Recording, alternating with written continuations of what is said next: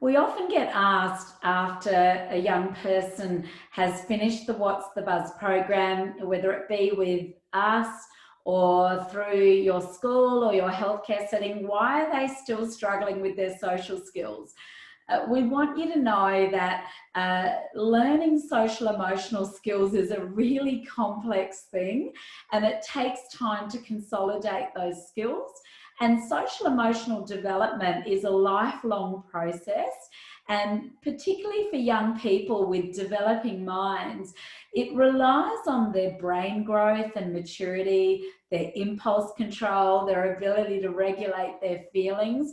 So even if you've taught them and they've got this cognitive awareness of what it means to be socially, emotionally literate, it's really important that we keep in mind that to then apply that skill can take some time. So please don't feel discouraged if they don't walk out of a program socially, emotionally competent.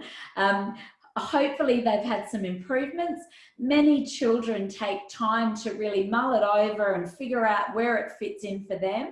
And they need lots of encouragement to use the skills. They need to know the context to use the skill. And of course, they need lots of practice.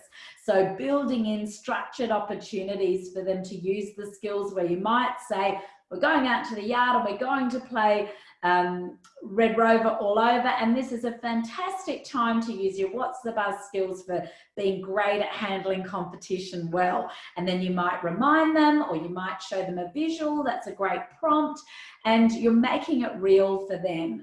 And you know, the other thing is What's the Buzz is one of many programs. There's not one program to resolve and grow the social emotional intelligence of a young person. So there are plenty of programs that we have listed on our website that are also evidence-based and written by people like us who live and breathe the work. Mark and I both run our program every day with children, and we train people to do the same in their workplaces. So there's lots of programs like What's the Buzz that you might want to do afterwards, and then many of the young people benefit from doing What's the Buzz again and extending on their knowledge. So don't be disheartened. There's no way you can teach a skill that's based on thought patterns that have been growing and building in a young person's mind over several years through a 16-week program. So hang in there, persist with it, know that it's an evidence-based program that is really supportive of building social emotional literacy, but for some young people it takes time. And last of all, do remember our dear friends on the autism spectrum who can really struggle with generalizing their skills from one environment to another. So they need lots of help knowing, oh, this is also a place where I can use that skill and an opportunity to practice the tools from What's the Buzz in as many environments as possible.